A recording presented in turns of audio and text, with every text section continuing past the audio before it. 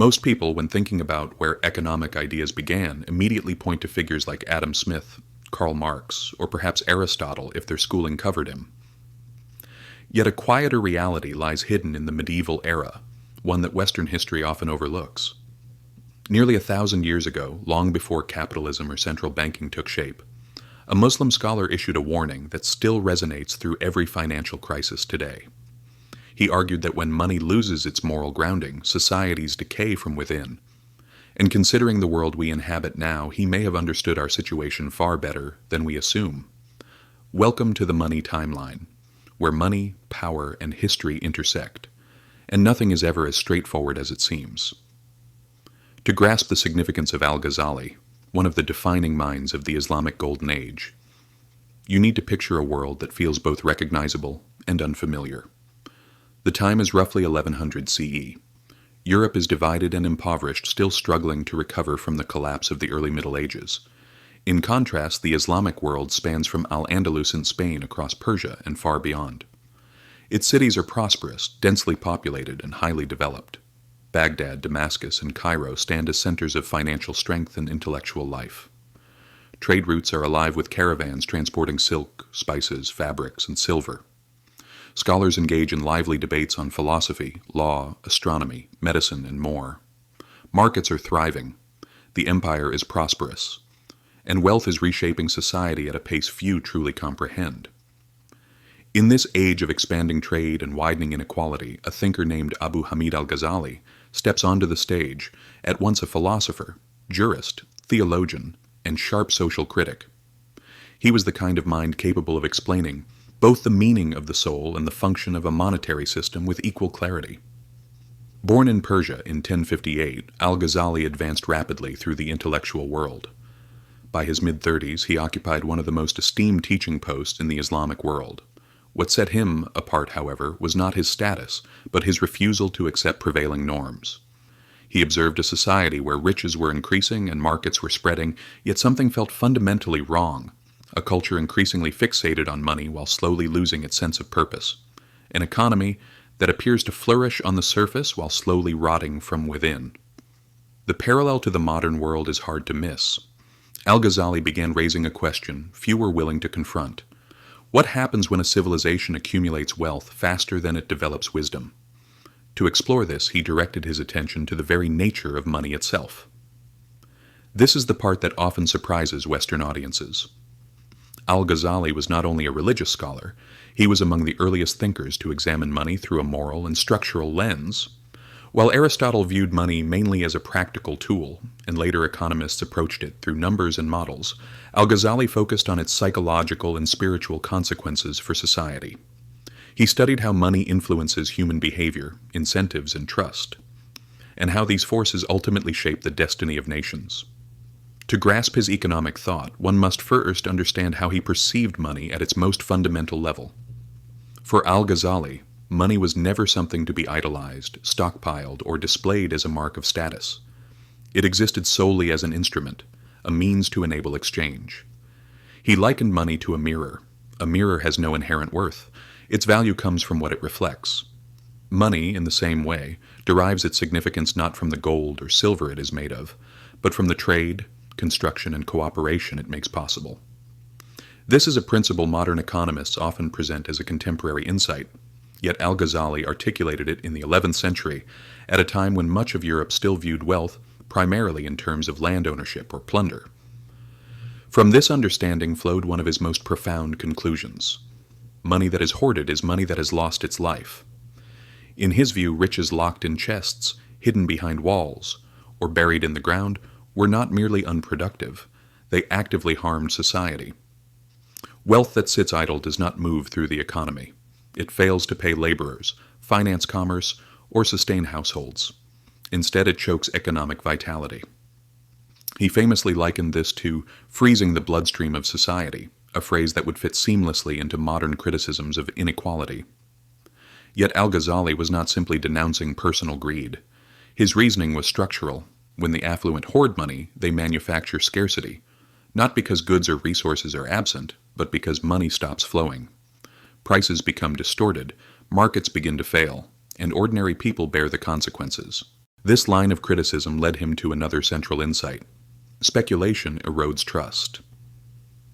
Al-Ghazali had little tolerance for traders who played with prices, engineered artificial scarcity, or took advantage of hardship to enrich themselves.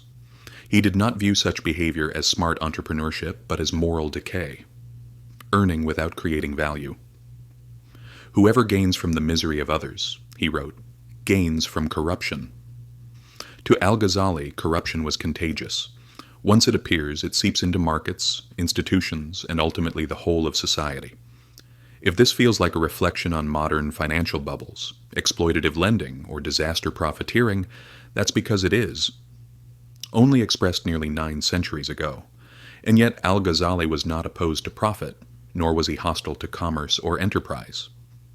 He was not advocating withdrawal from society or vows of poverty. On the contrary, he firmly supported trade. He saw markets as both natural and essential, and he believed wealth could carry purpose and even honor. What he opposed was dishonest commerce, fraud, deception, false measurements, hiding flaws in goods, or manipulating information for advantage. In his view, markets only work when trust exists between participants. Once that trust is broken, economic life soon follows. In this way, he became one of the earliest thinkers to describe ideas that modern economics would later label transaction costs, information asymmetry, and moral hazard, though he expressed them without technical language. Another cornerstone of his thinking was the importance of labor.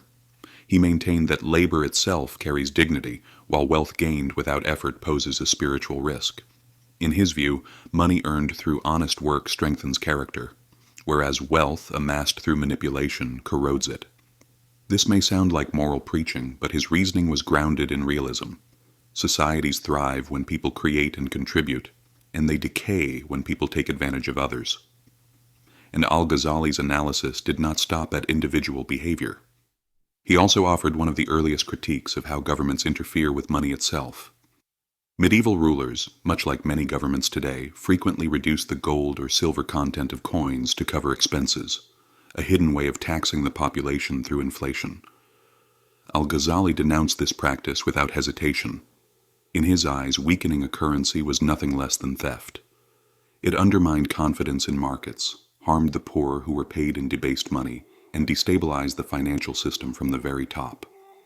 He accepted that the state had a responsibility to uphold fair and orderly markets, but he believed that responsibility had clear limits. Rulers, he argued, should safeguard economic life, not distort it for short-term advantage. He warned that unjust leadership destroys prosperity more quickly than any external foe. And once again, the resemblance to the modern world speaks for itself. Al-Ghazali's cautions about those in power were not drawn from abstract philosophy, but from observing how real governments actually behaved. During his lifetime, political unity was breaking down. Rival dynasties competed for legitimacy. Local rulers demanded ever more revenue, and, as has so often been the case, when authority began to feel threatened, the economy was the first place rulers applied pressure. Some imposed crushing taxes. Others tampered with the currency to make their finances stretch further. Some confiscated merchants' property, while others borrowed irresponsibly and passed the burden on to future generations. None of these measures were new, and in Al-Ghazali's judgment, none addressed the root of the problem. He believed that corruption at the highest levels spread downward like a toxin. When rulers deceived their people, merchants felt entitled to deceive their customers. When institutions abandoned integrity, individuals no longer felt compelled to act responsibly. From the state treasury to the local marketplace, the entire economic system turned into a cascade of mistrust. His conclusion was blunt but clear. A society can endure hardship and scarcity, but it cannot endure corruption. Economic collapse is seldom caused by a lack of money or resources. It happens when trust breaks down, the unseen force that binds together every transaction, contract, currency, and institution. Once that trust begins to fade, even the richest society becomes vulnerable. Seen through this lens, Al-Ghazali's views on money fall into place. For him, the stability of a currency rested entirely on integrity. Weakening coinage, by reducing its gold or silver content to woe, was not merely bad governance. It was an act of deceit and a breach of trust. A ruler who interfered with the currency was not acting shrewdly, but quietly robbing his own people over time. What might appear to be a small adjustment in a coin's purity was, in Al-Ghazali's eyes, the first sign of economic decay. He warned that if governments manipulated money repeatedly, people would eventually lose confidence, abandon their local currency, and turn instead to stronger foreign ones. 1,000 years later, the same patterns have repeated themselves in Weimar Germany, Zimbabwe, Venezuela, Argentina, and every modern case where people abandon their own currency because they no longer trust the promises behind it. Today's inflation fears and debates echo exactly what this medieval thinker understood. Money is ultimately built on belief, and once that belief disappears, the system can no longer function. But Al-Ghazali's understanding of economics went beyond money and taxes. He grasped something more fundamental about human nature itself. People hoard wealth out of fear. They speculate out of greed. And they cheat when they believe they won't face consequences. They tamper with money because it is easy to tamper with. They justify unethical gains by telling themselves that everyone else is doing the same. And once exploitation becomes accepted as normal, societal collapse is already in motion. From this understanding came one of Al-Ghazali's most powerful conclusions. An economy cannot be repaired without reshaping the incentives that guide human behavior. Rules and markets matter, but beneath them are people making decisions driven by emotion, ambition, fear, and desire. If a society's institutions fail to channel those motives toward honest and productive activity, the economic system will slide toward corruption, instability, and eventual self-destruction. This is why Al-Ghazali placed such strong emphasis on the moral foundations of wealth. In his view, wealth without responsibility was not only spiritually harmful, it posed a direct danger to the common good. He did not see wealth as something inherently harmful. Rather, he viewed it as incomplete without a clear purpose. Societies become resilient when people give more than they take, when the impulse to accumulate is tempered by a responsibility to support others. But when wealth is severed from social obligation, when profit is pursued without regard for the well-being of the community, the system grows fragile. A society driven by self-interest eventually collapses under its own weight, and when that collapse comes, no one is spared, not even the wealthy who believe themselves protected. Civilizations rise when balance is understood and maintained. They fall when that balance breaks, and this leads us squarely into the modern era, a time in which Al-Ghazali's ideas feel less like distant medieval thought and more like a diagnosis of our present condition. We inhabit a global economy in which money moves faster than meaning, where wealth inequality has climbed as to levels unseen for centuries, where markets often reward speculation rather than real contribution, where confidence in institutions erodes year after year, where inflation quietly chips away at purchasing power, and where financial bubbles expand, burst, and reinflate with almost predictable timing. Wherever you look, you can see the same problems Al-Ghazali identified now unfolding on a worldwide scale. His criticism of hoarded wealth echoes today's debates over billionaires, offshore accounts, and extreme concentration of riches. His warnings about speculation resemble modern concerns over housing crises, crypto volatility, shadow banking, and predatory financial practices. His condemnation of debased money cuts directly to the core of contemporary monetary policy disputes, and his conviction that trust underpins prosperity helps explain why countries with strong institutions, fair courts, consistent regulations, and transparent governance tend to have stronger currencies and more resilient economies. What stands out to modern readers is how little has truly changed.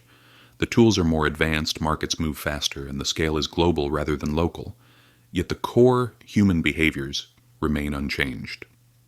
Al-Ghazali would likely look at today's world, at soaring debt, speculative manias, growing inequality, political paralysis, and fading trust in institutions, and repeat the same warning he offered 1,000 years ago. When justice disappears, prosperity cannot endure. It is an uncomfortable realization. Economies do not fail because the math suddenly stops working. They fail because the people within the system lose faith in one another. They fail when incentives encourage the wrong actions. And they fail when institutions no longer protect the fairness that allows markets to function. Human emotions, fear, greed, the urge to cut corners, not abstract equations, are what ultimately drive civilizations toward crisis. Al-Ghazali was not delivering a religious sermon. He was describing how the world actually works. He grasped a truth many economists hesitate to acknowledge. Money is not a purely mechanical tool. It is a moral ecosystem. And when that moral foundation collapses, the financial system soon follows. That is why his ideas still matter. In an age marked by unprecedented debt, speculative excess, declining trust in institutions, and widespread financial unease, his core warning reads like a rule for survival. When money becomes separated from morality, the system will eventually fail. Understanding this is more than economic knowledge. It is a form of financial self-defense. Because history may not repeat itself exactly, but if you fail to understand it, it will crush you just the same. And if this offered you a fresh perspective, consider subscribing. History holds the answers, what to see, and I'll help you find them.